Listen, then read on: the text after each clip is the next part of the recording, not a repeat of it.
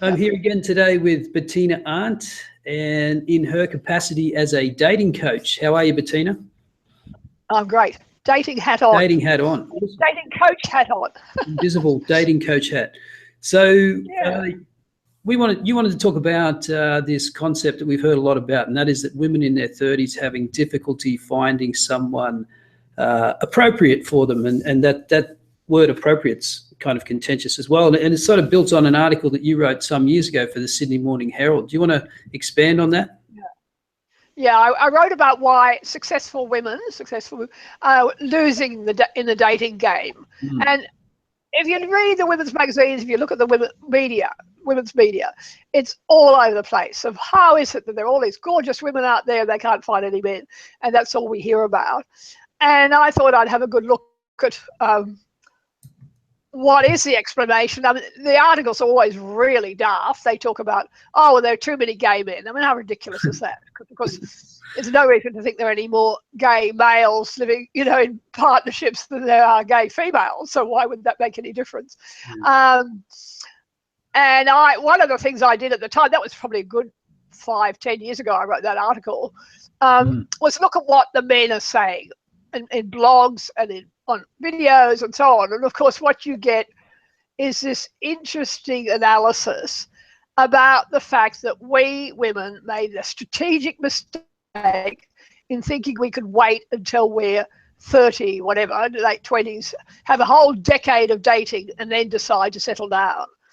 And to lots of women about that, and they said, yeah, that's exactly what they did. I think it's absolutely female-led, that decision. Once everyone used to, partner up in their early 20s, but then, all the mums got in there and told their daughters, you've got plenty of time, don't rush into getting married, you can get educated first, you can have fun, you can do this and that, you don't need to rush. And of course, that was our big mistake, because what we discovered is if we spent that decade of dating and turned around at 30, there's no question there are fewer available single men than women. Right, yes, single women, and particularly if you look at the more educated group. And part of it is the fact that if you wait that long, instead of everybody fishing in their own pools, as they do when they're 20, I mean, everyone at 20, early 20s, people find someone at their own level. Everybody finds someone who vaguely fits them, or most people used to. Now, if you leave the men out there until they're 30, they have lots of choice, and they can choose 30-year-old women, or they can choose 25-year-old women. And of course, and I just think that whole argument is really compelling. That and then lots of other things happen. That the alpha guys, the guys who were always really popular, continue to have lots of choice, and they're the ones who are most likely to, of course, maybe to go for younger women or whatever. I mean, I found this piece of research years ago which suggested that it was based on American colleges, and said that those guys, the sporting heroes, the really successful blokes, are the one 80%, 10% of them get 80% of the sex, which I thought was a very fascinating statistic. But when you think about it, it's right. I mean, lots of women fall over themselves to go to bed with these men. And they do really well, and lots of women knock back ordinary blokes all the way through their 20s. And so those guys are spreading themselves very thin, and women, when they hit 30, they think they're going to find someone like that, who's good looking, who's successful, ticks all their boxes, and they just don't. It's the Pareto the Pareto Principle, the 80-20 rule, and it's the same rule that plays out on Tinder. This is, I don't know if you've seen, there's a couple of pieces of research now that say that women rate 80% of the men on Tinder as unattractive, whereas when they rate the women, it's more of an equal distribution. So a woman has the same chance of being rated attractive or not attractive, whereas the men, 80% of them just go straight into the unattractive bucket. And so Tinder really plays out that sort of 80% of the women going for 20% of the men, and then you have 80% of the men going after the bottom 20% of women. And that's the way it plays out. But if we look at it, if we go back, 30, 40, even 50 years ago, and when we talk about educated people, the shoe was on the other foot. It was the males that had more education, and and the females had less, but that wasn't a problem because men didn't care about a woman's education necessarily. They cared about other things, primarily a woman being a home giver. Now the shoe's on the other foot, and women have a problem that they don't want to settle for what they see as less. And so this gap is a lot to do with expectations. It's an expectations gap, isn't it? A lot of it. It is. I mean, I remember years ago I did some research with focus group, asking women, were they looking for men as successful as they were, as educated as they were, equivalent job levels, whatever.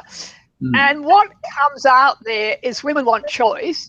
Women don't want, so these are women in their 30s. They don't want to be in a position when they marry down and then discover they're the ones who have to keep going out to work to maintain the pay for the mortgage. I mean, if the family income is really dependent on their income, then it's logical that he should stay home and look after the kids if he wants to. Sure. And lots of women I've spoken to don't want to be in a position where that's what they have to do. They want to be able to stay home with their babies if that's what they want to, when the time comes, that's the decision they make. And of course, if they marry down, that's exactly where they'll find themselves. The mortgage depends on them. And I think that's a really interesting aspect of this that's never talked about. The fact that a lot of women who are thinking of having kids think ahead and think, I don't want to be stuck without choice about how I lifestyle balance when I'm, raising young children. But this whole, of course, what's also changed in the last 10, 15 years, huge numbers more women getting higher education and completing, not only 1 degree, but 2 degrees than the men, and the men doing less likely to go to uni and doing less well at uni and dropping out. And we're just making this enormous problem in terms of women who want to find partners who are equivalent to themselves because there are fewer of them. I mean, why do feminists don't think about that? Maybe feminists don't think about mating at all. Yeah, well, I think that's. I don't think.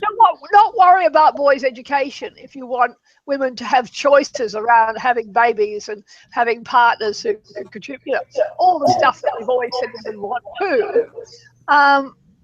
Well, we're not going to be very good at that if we don't have any men who are going to fit in with our plans.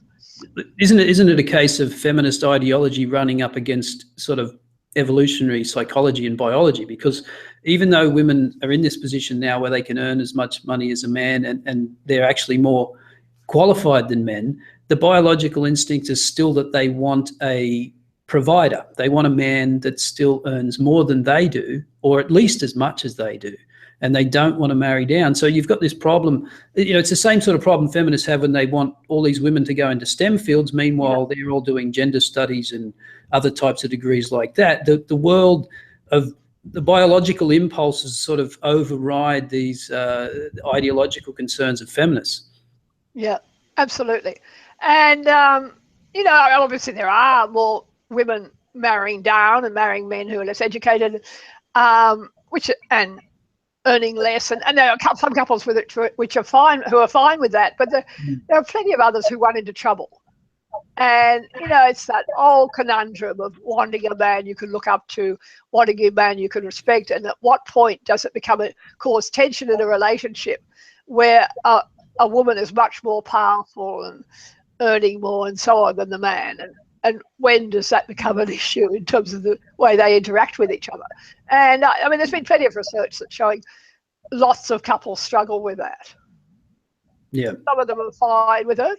And there are some men who are absolutely embracing staying home and looking after the kids and, having different choices. I mean, I think there are plenty of men who would be happy with that. Yeah. But I think the problem is, as you say, is in a lot of women's heads. I mean, one of the places this comes up is, I work mainly actually with my online dating with older women over 50.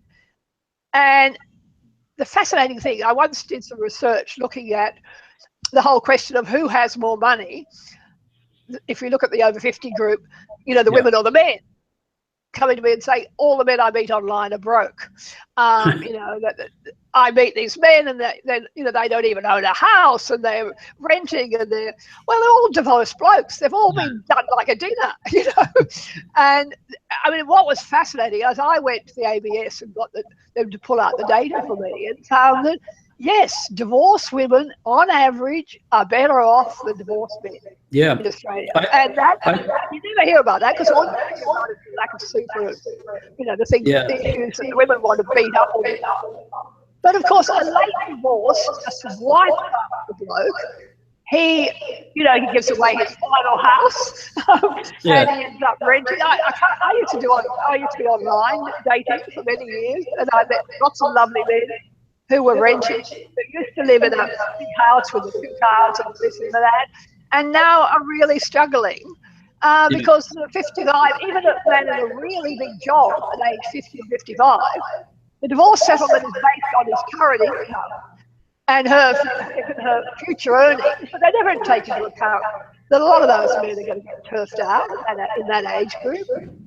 To sustain yourself in a big job over 50 is pretty hard. And these blokes, a lot of them just really struggle.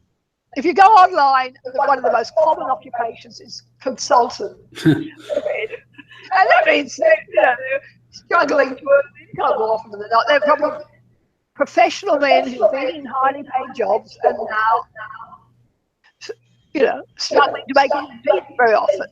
And my women aren't interested in them. And anyway, get back to my original point. What I was fascinated by is, so you have these women, the women are more likely to have the houses, women are more likely to be doing pretty well. And they're with men, they're meeting these men who aren't nearly as well off. And I talk long and hard to women and say, well, what's the problem? You've often spent long periods of your life being supported by a man when you had your young children and so on. If you're in a situation now where you can afford to take him to the opera or take him on an overseas holiday, is that such a big issue? And boy, do women bristle about that. I mean, part of it is the issue of worrying about their nest egg, worrying about the fact their financial security. And they don't want to give up half their house if the relationship falls apart. But part of it is just this instinctive thing, is they don't want to be ever in a situation where they're supporting a man. And I just find that fascinating. Yeah. So there you have it. There you have the biology brushing up against reality.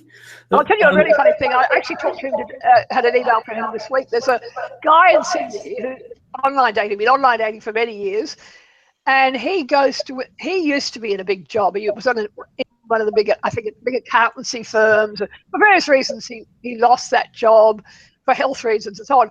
But he's actually a very nice man. I've had coffee with him. He's quite nice looking and so on. And he's going out to women with a proposition saying, I can be a very good partner for you, but I just need a bit of supplementing of my income. So that and he worked out, I think he needs an extra $10,000 a year to be a suitable partner for these professional women he's wooing. And so he just puts it out there to them and says, how about you supplement me a bit and I can be your live-in partner or your date or whatever. And lots of women consider it. This is the fascinating thing. A lot of women consider it, and then they go and talk to their friends who say, don't be so stupid. Of course you can't. Looking at a man like that. Isn't that fascinating? Yeah, well, it's just a double standard, isn't it? I mean, because a man wouldn't think twice about that kind of consideration.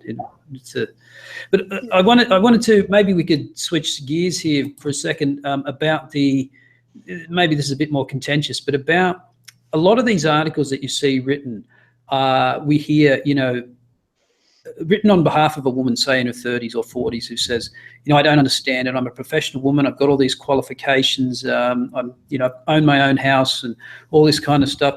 And all my friends are the same, and they're all good looking. They're all beautiful, and they've all got wonderful sense of humors. They're all, the most eligible women you could ever like to meet. And I often think to myself that, here's a problem of projecting what you think men want onto them. So, because often a woman's sense of humor is not the sense of humor that men like. They it's a different sense of humor. So if you think your friend's funny, that doesn't mean a man's going to find her funny. And just because you think your girlfriend's beautiful, which, again, this goes back to how men and women operate. Men operate putting crap on each other. They say, oh, I hope you got your money back for that haircut. Whereas women are the complete opposite. They'll build each other up and tell each other that they look wonderful, even if they don't. And I wonder if women have built up, and we have this culture now where we've told women that they're consistently wonderful. Christina Hoff Sommers calls it WAW, women are wonderful, W-A-W. Women are always wonderful. And I just wonder if these women that think that they're these wonderful catchers actually aren't as wonderful as they think they are.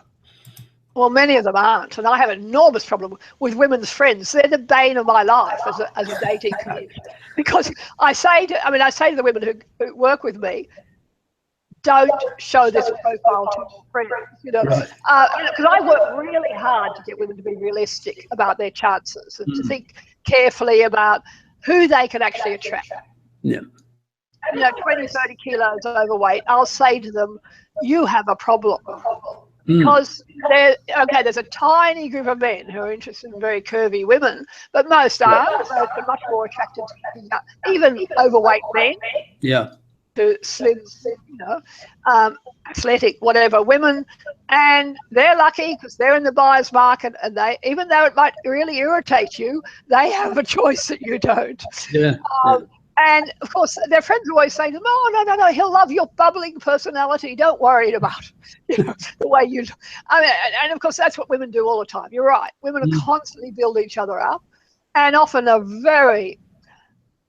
They're very rarely honest with each other about those sorts of issues, and that's what makes my job so hard. That I have to cut through that crap and say to them, no, you can approach. Look at Tinder. Tinder's all about, of course, swiping and trying to find men who will respond to you. Yep. Women can spend all day on Tinder approaching all these gorgeous men, and they'll get no response whatsoever because they're, trying to play out of their league, and they have to come to terms with that, and they don't want to hear it. Yeah, and that, it's a fascinating business working with women in a society which is doing so much to build up unrealistic expectations of women. And that thing we were talking about at the beginning, where women have that decade of dating, I think that also gives them totally unrealistic expectations. They think, because they went to bed with 2 alpha guys along the way, they think they're going to end up with him, even if they're if they're a 4 out of 10 or whatever it is. They expect, they've once been with an 8 out of 10 and they want him again. Yeah. They're not going to get him. They're just not going to get him, And they're, of course, slipping down the scale. To say to women, the longer you wait, the harder it gets, is something they don't want to hear. Yeah. So, what is the answer here? Because in terms of the education gap, that is only going to get wider. At least if current trends continue, and they seem to. No one seems particularly worried about male education. It seems to have taken a back seat. As long as we get more women in university, now we have that. Now it seems we need to get more women in STEM. Doesn't matter. We're going to end up, if current trends continue, I think something like in a decade or so, we'll have 2/3 of undergraduates will be women, say in a place like Australia and the United States. And so that's just going to make the gap wider. This expectations gap is wider. Women will find less and less men with the requisite qualifications. So what are they going to do? What are they going to do? Well, this is what we have to, just as like we had to get out there and tell women, no, you can't wait until you're 40 to try to have a baby. It won't work. We turned around and said, I have to say to them now, unless they start to think seriously about fertility in their early 30s, they're totally screwed. And the same is true here. We have to say to women, if you want your daughters to have choice about the sort of relationships they have when they're, wanting to settle down, then we have to start thinking more about boys' education. We have to think about the choices that will be presented to your daughters when they're wanting to make decisions around having babies. So that's fine if they want to be in the workforce and have a man home looking after their children for them, which is one choice. But a lot of women won't want that. And so we have to think much more seriously about this imbalance in terms of education, and we have to talk to women about the choices they are creating for themselves through the way feminism is operating, and they're choices that women don't want to know about. Yeah. So what about, I mean, maybe an imbalance is not such a bad thing, but why not encourage women to look at guys who are successful, but they're, you know, they're high school graduates, they own their own business, they might be a tradesman or something like that. Shouldn't women sort of maybe widen the net and think about guys, look, you don't have to have a university degree to be a successful guy. Absolutely. But of course the problem you run into is those friends, women's friends, who are my mortal enemy, because, you know, a woman will say, oh, I was going out with this nice bloke, but then, you know, I introduced you to my friends. Oh, you could do better than a plumber. You know, that we are such a tribe-oriented people, us women these days, and we listen too much to our friends who judge men along with, you know, using these ridiculous criteria, and we are not prepared to stand up for ourselves in terms of the choices we make. Yeah. And that's one of the big issues that emerges there. I mean, even women who, you know, who have a husband staying home and looking after the kids, or, you know, get involved with a guy who's probably earning twice as much as him in a trade, but if that doesn't come up to your girlfriend's standards, then you're always going to be fighting, you know, that sense that they're judging you as not having done as well as you could have. All right, so how about this? Look, women have evolved to be picky. They should be picky. You should be picky about the father of your children, for example. This is, you know, a natural part of evolution. Women want the strongest, best provider, protector. Men wanted someone who was obviously young and fertile. So how much of this pickiness of women is just inbuilt, and how much can we actually do about it? Can we do anything about it? Oh, I think we probably could do something about it if we were allowed to talk more openly about it. Some of it is biological. I mean, look at, for instance, the issue of women's pickiness around height of men. Yeah. As if whether a man is tall makes any difference to what sort of husband or father he'll be. I mean, it's just ridiculous, this notion that 90% of my clients are looking for a tall man, even if they're 5'3". I mean, it's just absolute nonsense. And I mean, I always teach my shorter women that they're really lucky because they have access to lots of men of all heights who are great guys that taller women, you know, that those men may not be comfortable with being with a taller woman and so on. So there are a lot of areas where we have to teach women to overcome some of this craziness in their head. But a lot of it is, of course, the way the whole culture is conducting the debate around relationships and the fact that they're lying to women about what's important.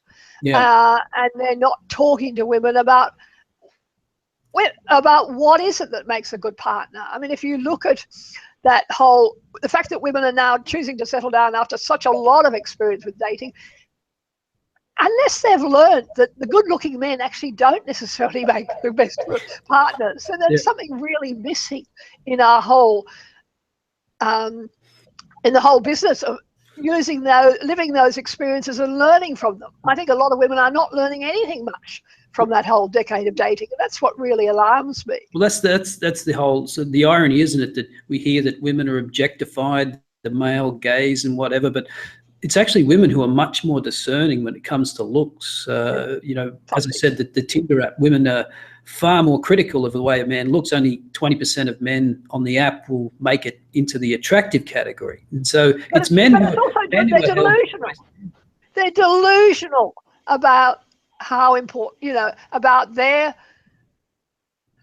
you know, their standing when it comes to being judged by men. And that's the trouble. And that's come about as a result of this whole sense of entitlement we've taught women, and their friends are constantly reinforcing them, saying, you know, you are so wonderful. Well, you may be a lovely friend, but you're not necessarily what every man is looking for. No. All right, well, maybe we'll leave it there, and we can maybe come back and revisit this topic another time. Okay, Scott, nice to talk to you. Yep, as always. We'll see you next time.